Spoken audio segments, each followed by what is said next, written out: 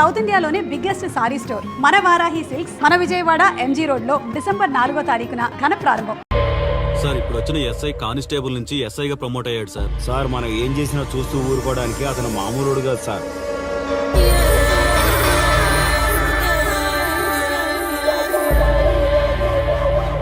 అతను మనకు అలవాటు అయ్యేంత వరకు మనం కొంచెం కంట్రోల్లో ఉందాం సార్.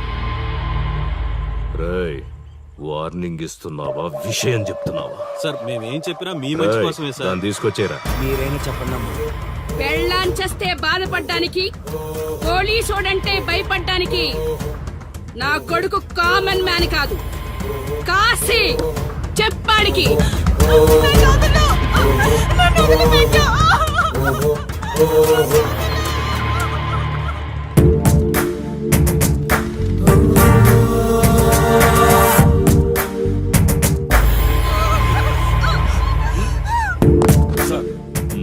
మీరున్నారంటే ఇక్కడ ఎంక్వైరీ చేయడానికి వచ్చాం సార్. కాశీ అంటే ఎవడెక్కడ? నా కొడుకు ఊళ్ళో లేడు, వస్తే కౌరెడతా, అప్పుడు రా. కనిపిస్తే అరెస్ట్ చేసి నీకు కబురెడతా, అప్పుడు నువ్వే రావాలి. నీ పెంపకం కరెక్ట్ కాదు. పదండి.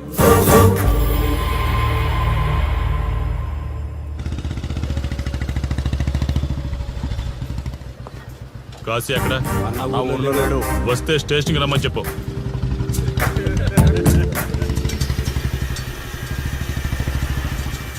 కాశీ ఉన్నాడా? ఇక్కడ లేడు. ఏమిటి సార్ ఆలోచిస్తున్నారు? ఆ కాశీ గురించేనా? మీరు ఈ ఊరికి కొత్త సార్. మీ కొత్తగా ఉంటుంది, వింతగా ఉంటుంది. మాకంతా అలవాటైపోయింది సార్. సార్, ఇతనిపై 120 కేసులు పైగా ఉన్నాయి సార్. అవి ఈ కాగితాలకే పరిమితమైనాయి సార్.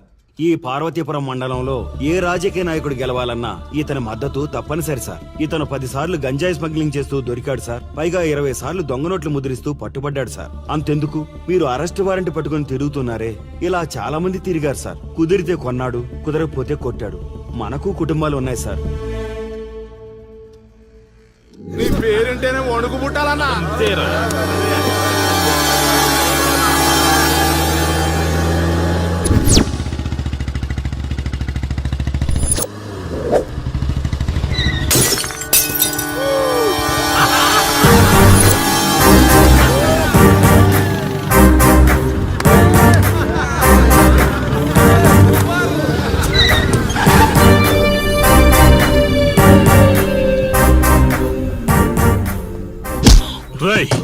ఒళ్ళు బలిసిందా? రోడ్డు మీద తాగుతున్నావు?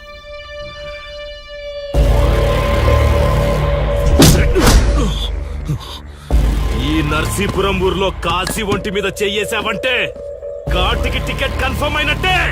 కరెక్ట్ గా దొరికావురా.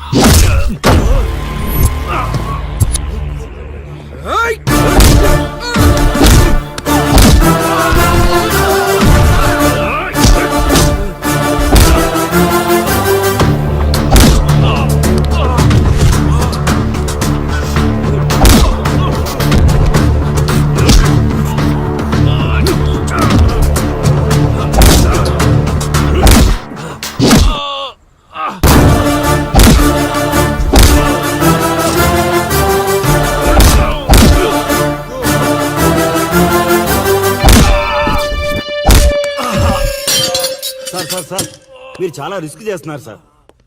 నేను డ్యూటీ చేస్తున్నాను. 3 రోజులు గవర్నమెంట్ హాలిడేస్. నేను వైజాగ్ వెళ్తున్నాను. కాశీ అంటే భయపడే వాళ్ళని ఇంటికెళ్ళి భజన చేసుకోమని చెప్పండి. తిరిగి వచ్చాక వాడిని కోర్టులో ప్రొడ్యూస్ చేస్తాను. వాడిని వదిలే ప్రసక్తే లేదు. నమస్తే సార్.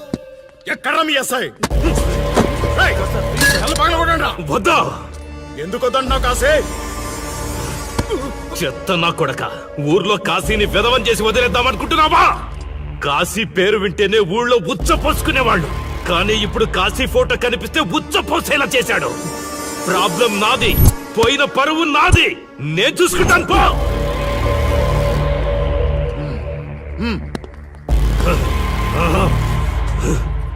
చైత్ర, స్టేషన్కి వెళ్ళొస్తాను. Okay daddy. ఇదేం ఇల్లండి, బూత్ బంగ్లాలా ఉంది, అసలు కళగానే లేదు. నువ్వేంట్రా ఇక్కడ? జీవితాంతం జైల్లో ఉంటాననుకున్నావా? ఏమండి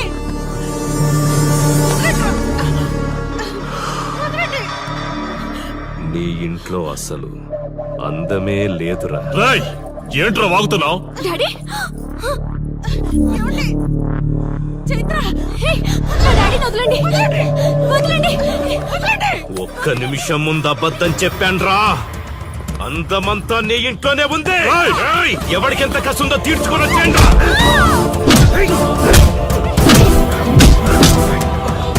ఏమండి? ఏమండి? చైత్ర అండి చైత్ర అండి. డాడీ డాడీ వదలు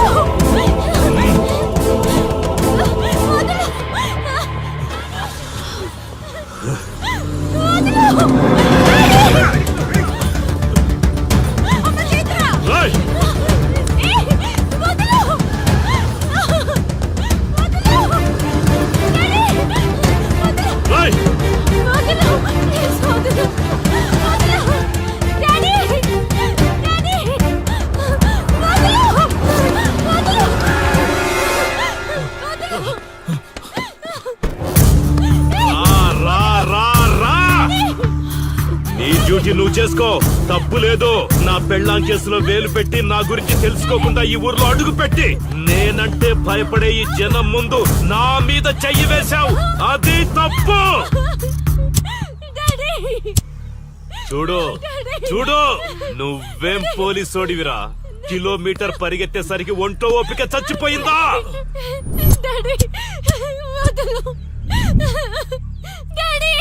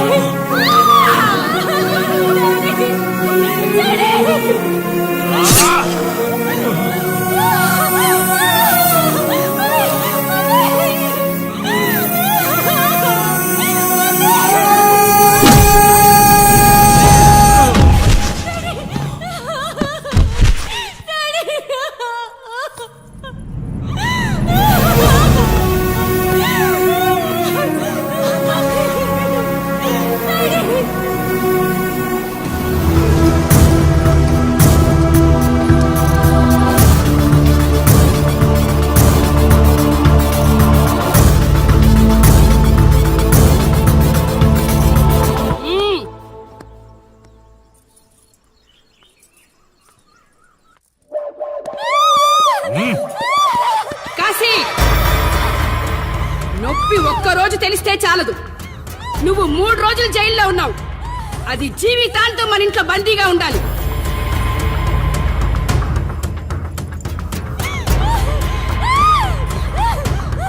కట్రా తాళి. ఎక్కడికి పోతాను?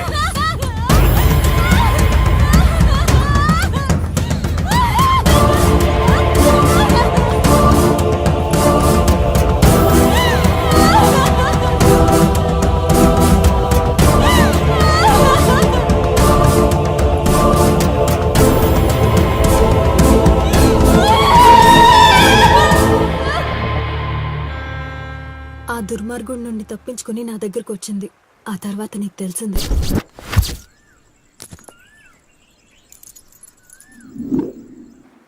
ఇంతకీ ఏ ఊరన్నావు? అదేదో పార్వతీపురం దగ్గర నరసీపురం అటబా, అంతేనా? ఒరే శర్మ గారు, ప్రయాణానికి సిద్ధం చేయరా.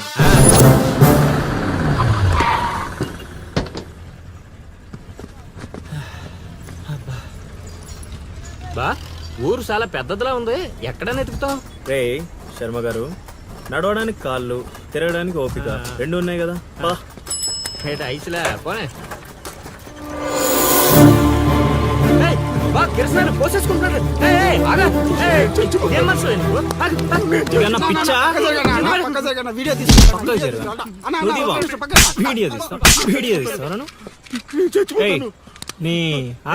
మాట్లాడుతున్నాడు కదా, ఆగలేవా? అసలు నీ ప్రాబ్లం ఏంటి? చెప్తే ఆరుస్తారా తీరుస్తారా? నా సావు నన్ను సావనివ్వండి. అయ్యా చచ్చేదో చెప్పిసావు, మాకు క్లారిటీ ఏడ్చింది. ఏరా, నువ్వు పత్తి రైతువా? కాదు, వరి రైతుని. వరికి పురుగు పట్టిందా? కాదు, పంట కూడా బానే పండింది, డబ్బు కూడా చేతికొచ్చింది. పంట పండితే పండగ చేసుకోవాలి, ఈ సావులేంట్రా? బావా, నువ్వేం డీల్ చేయి, నేను వెళ్ళి చైత్ర గురించి తెలుసుకొని వస్తాను. ఇప్పుడు చెప్పు అంకుల్, ఏంటి నీ ప్రాబ్లం? నేను ఒకటికాడ అప్పు తీసుకున్నాను. డబ్బులు వచ్చాయన్నావు కదా, ఇచ్చేయి. ఇచ్చేద్దామని నిన్ను అనుకున్నాను ఆడసలు పుచ్చుకోనే లేదు. ఎందుకు వడ్డీ ఎక్కువైందా? వడ్డీ వాడు పక్కన ఉంచే. అసలే వద్దన్నాడు. మంచిదేగా, డబ్బులు మిగిలాయి. ఆ, ఏటి మిగిలేది? సిక్కంతా ఇక్కడే ఉంది. ఊరు అమ్మోరు పండుగ మొదలై 3 రోజులు అయింది. అయితే ఏటైతే ఆడి దగ్గర అప్పు తీసుకున్న వాళ్ళు అందరి ఇంటి ముందుని రోజుకు ఒక డ్రామా వేస్తున్నాడు. అదిగో టెంట్ కూడా రెడీ అయిపోయినది. టెంటేస్తే అది నీకు టెంట్ లాగా ఉందా, నాకు పాళ్ళలాగా ఉంది. ఆ? అర్థం కాలేదా? రా చూద్దుగానే. అదిగో చూడు, ఇదిగో ఇది పరిస్థితి. నేను నీడింటి ముందు వేసినారు, ఇవాళ నా ఇంటి ముందు వేస్తున్నారు. ఏవే ఆ కిరసనాయిల డబ్బా అటుకురా. ఎవడరా బాబు, జనాలు సావక ముందనే సమాధులు ఎక్కిస్తున్నాడు. ఎందరెందరో మహానుభావులను పొట్టన పెట్టుకున్నావు శ్మశానమా, నీకు ఇసుమంతైనను జాలి లేదా? ఎన్నో ఏండ్లు గతించిపోయినవి కానీ ఈ శ్మశాన స్థలిన్ కన్నులు వచ్చిన మందభాగ్యుడు ఒక్కడైనను లేచిరాడు. చల ఆహా హార్మోనియం పద్యం రక్తి కట్టే సమయంలో దగ్గి డిస్టర్బ్ చేశావు కదరా ఎద్దవ్వా. వంకెతకలేనమ్మా, డొంకెట్టుకు ఎలాడిందట. పద్యం మర్చిపోయినని ఒప్పుకోవచ్చు కదా. సాంఘిక నాటకాల హీరోయిన్ ఇంత గొప్ప హరిశ్చంద్ర నాటకములో నా పక్క చంద్రమతి వేషమంటే మాటలా, నాకే కౌంటరా? పద్మశ్రీ అయ్యగారు తాళాల దగ్గర ఇచ్చమంటారా? టైం కాదురా, నే చెప్తాగా. ముందా మంచినీళ్లు గొంతు శృతి చేసుకోవాలి. గురుగారు యాదవ సేతురం కాకపోతే రిహార్సల్స్ కూడా ఈ గెటప్లు ఏంటండి? ఒరే హార్మోనిస్టు, వేషం పడకపోతే పద్యానికి గొంతు పెగలదురా. మొదలెట్టండి.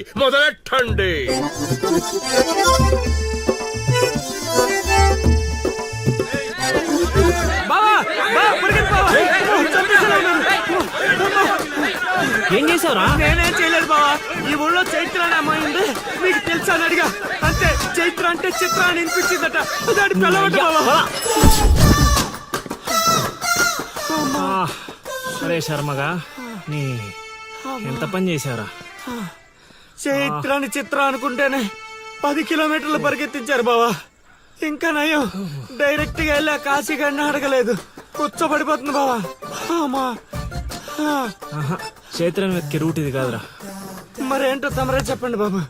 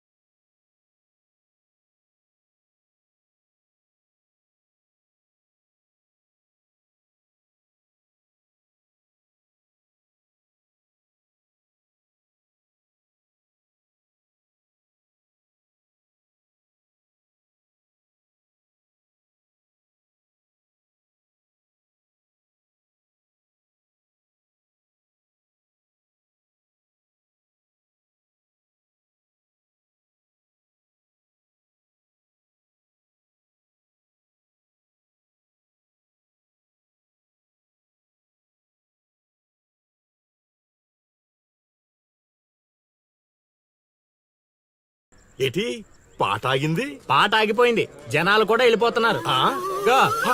అలా కొయ్యిలా నిలబడపోతే 10 రూపాయలు ధర్మం చేయొచ్చు కదా. హతవిధి కళాకారుడు యాచించుటయా? కళామ తల్లికి తీరని అవమానము కదా. అంటే ఆ రోజుల్లో రాముణ్ణి వెతుక్కుంటూ లవకుశులు ఆ ఊరు ఈ ఊరు గానం చేసుకుంటూ తిరిగారు కదా. మేము కూడా ఓ కళా పిశాచి ఉన్నాడని. కళా పిశాచి కాదు, పిపాసి. అదే కళా పిపాసి ఉన్నాడని తెలుసుకొని ఆయన కోసం వెతుక్కుంటా. అవును. ఏమిటి, నా ఊళ్ళో నాకు తెలియని అంత గొప్ప కళాకారుడు ఒకడున్నాడా? ఉన్నాడు సార్, పిచ్చప్పారావు అని, అలియాస్ సుయోధన సార్వభౌముడు. నిజంగానే పిచ్చప్పారావు బా. ఎందుకు సార్ అలా ఏడుస్తున్నారు? 10 రూపాయలు అడిగామా నేనా? వద్దులేండి సార్. ఆగండి నాయన. మీరేటండి, అసలే మాకు టైం లేదు. పక్క వీధికి వెళ్ళి అడుక్కోవాలి. నీకు అవసరం లేదు నాయన. ఈ రోజు మొత్తం కలెక్షన్ మీరే ఇచ్చేస్తారా? కాదు నాయన, మీరు వెతుకుతున్న ఆ పిచ్చి అప్పారావు అలియా సుయోధన సార్వభౌముణ్ణి నేనే నాయన. బాబు గారు లేవండి లేవండి లేవండి, అవసరం లేదు నాయన. ఏ మా కోసం మీరు అడుకుంటారా ఏంటి? లేదు లేదు, మీ ఆకలి నేను తీరుస్తాను. ఒరే పద్మశ్రీ, అయ్యగారు తాళాలు తగిలించమంటారా? ఇప్పుడు కాదురా, ఇంకా దానికి టైం ఉంది. ముందు వాళ్ళ దగ్గరున్న వాయిద్యాలు తీసుకో. ఇప్పుడు వాళ్ళు మన అతిథులు, అర్థమైందా? రా. ఇంతకీ మన దేవురు నాయనా? సిల్కలూరుపేట. ఓహో, అవును, అక్కడ కళాకారులు ఎక్కువే. అవునవును, అక్కడ అన్ని రకాల కళాకారులు ఎక్కువే. అవును, ఈ లవకుశులుగానే ఎందుకు చేయాలనుకున్నారు? ఏ రాముడు కృష్ణుడు చేయొచ్చుగా. అంటే చిన్నప్పటి నుంచి అలవాటు చేసుకున్నాం సార్. వయసు పెరిగిన కొద్దీ మీసాలు గడ్డాలు పెరిగిపోయాయి. అవునండి, వాటికి ఎరువులు వేయాల్సిన అవసరం గానీ నీళ్లు పోయాల్సిన అవసరం గానీ ఉండదు కదండి, వాటంతటో పెరుగుతుంటాయి. అవునయ్యో, ఈ ఊరంతా నా కళకు అభిమానులే. నా అంత గొప్ప కళాకారుడు కావాలంటే మీరు కూడా నాతో ఉండిపోండి. సార్ ఆ ఇల్లు ఎవరిది సార్? ఏది అదా? కాశీ అని మా బంధువుల ఇల్లే. ఓహో. అదిగో ఎదురుగా వస్తోంది అమ్మవారి ఊరేగింపు, ఆ ఇంటికే వెళుతోంది. చూడు బాబు, ఇదే మా ఇల్లు. ఈ కళాపిపాసి ఆహ్వానాన్ని స్వీకరించండి. రండి. సార్ ఇవన్నీ మీకొచ్చినవేనా సార్? కొన్ని తెచ్చి పెట్టుకుంటే నీకు కూడా వస్తాయి బాబు. పార్వతి, కళని కళాకారుల్ని అవమానిస్తున్నావు. అలానే కదా బంగారు ప్రాసుల్ని కాస్త దాన్ని ప్రాసులు చేసేశారు. ఆ ధాన్యాన్ని బియ్యం చేసి తింటేనే కదమ్మా బంగారమైన సంపాదించగలం, లేదా బంగారంలా బతకగలం. సెహబాష్ సెహబాష్, నీ మాటతోనైనా కొందరి కళ్ళు తెరుచుకోవాలి. అన్నట్టు వీళ్ళు ఆ అర్థమైంది. ఏమే ఇంకో ఇద్దరు కంట వండి పడే తినిపోతారు. సత్రంలో తయారైంది కొంప. ఇది 1980లో వచ్చింది, ఇది 90లో వచ్చింది. సార్ ఇవన్నీ మనకొచ్చినవని చెప్పుకోకపోతే బతకలేదు సార్.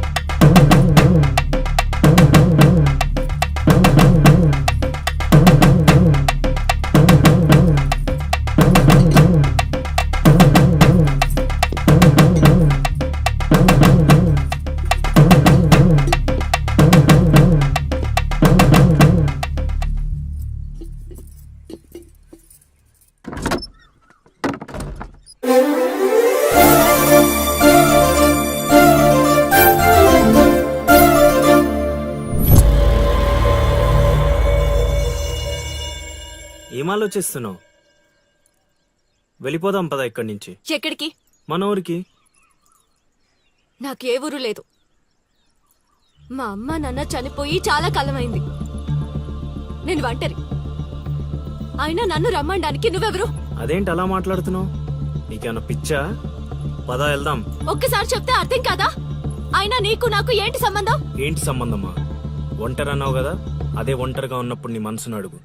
నేను నిన్నెంత ప్రేమిస్తున్నానో నువ్వు నన్ను అంతే ప్రేమిస్తున్నావు అని అదే చెప్తుంది. నేను నీకు చెప్పానా? అయినా నువ్వే గాలికి తిరుగుతావు. ఎప్పుడు ఎలా ఉంటావో నీకే తెలీదు. అటువంటిది నిన్ను నమ్మి ఎలా రమ్మంటావు? అయినా వాడు నన్ను కొట్టుకుంటూ తీసుకొచ్చాడు. ఆ రోజు నువ్వు చూస్తూ ఉండిపోయావు. నిన్నేమనాలి? అదా నీ ప్రాబ్లం? ఈ మాత్రం కన్ఫర్మేషన్ చాలు నేను ఫిక్స్ అవ్వడానికి. అయినా నేను ప్రేమించిన అమ్మాయికి పెళ్ళై ఉండాలని మా గురుగారు ఎప్పుడో చెప్పారు. ఆనందం వస్తే స్టెప్ లేకుండా ఏడ్చు కూర్చుంటారా? ఇప్పుడు చెప్తున్నా విను. తెలియకుండా తీసుకెళ్లిపోవడం, చెప్పకుండా లేపుకెళ్ళిపోవడం కష్టం కాదు, నాకిష్టం లేదు. తీసుకెళ్ళను లేపుకెళ్ళను అన్నానని నువ్వు దేనికి ఫిక్స్ అవ్వకు. ఎందుకంటే నా మాటకి నేనే ఫిక్స్ అవను. 24/7 ఎప్పుడైనా వస్తా. కొంచెం రెడీగా ఉండే.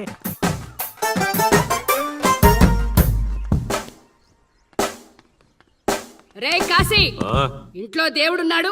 ఈ 10 రోజులు పద్ధతిగా ఉండమని చెప్పా నీకు.